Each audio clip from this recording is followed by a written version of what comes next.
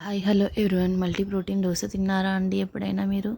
తినకపోతే చూడండి అండి, ఏం లేదండి, అన్నీ 1 కప్స్ రైస్, 1 కప్ మినప్పప్పు, 1 కప్ కందిపప్పు, జొన్నలు, రాగులు, దాంట్లోనే కొంచెం టేస్ట్ కోసము ఇంకా బ్రౌన్ కలర్ రావడానికి దోశలు, దాంట్లోనే మెంతులు కొన్ని వేసుకోవాలండి.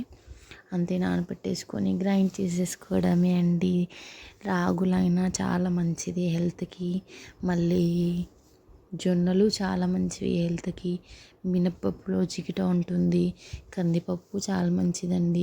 అన్నీ మంచి మంచి ఐటమ్స్ వేసుకొని ఇంకా కొన్ని యాడ్ చేసుకొని దాంట్లో రాజ్మా కూడా యాడ్ చేసుకోవచ్చండి. చాలా అంటే చాలా టేస్టీగా ఉంటాయి ఈ దోశలు.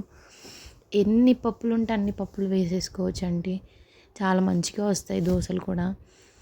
మార్నింగ్ నానబెట్టేసుకొని నైట్ రుబ్బేసుకొని పెట్టేసేసుకుంటే పొద్దున వరకు పిండి ఉప్పినాక మంచిగా దోశ వేసేసుకొని తినేసేయడమే అండి. చాలా చాలా టేస్టీగా ఉంటుంది. ఎంత క్రిస్పీగా కావాలి అంటే అంత క్రిస్పీగా వస్తాయి దోశలు కూడా, చాలా టేస్టీగా కూడా ఉంటాయి. మీరు కూడా ట్రై చేయండి, ట్రై చేయని వాళ్ళు ఉంటే.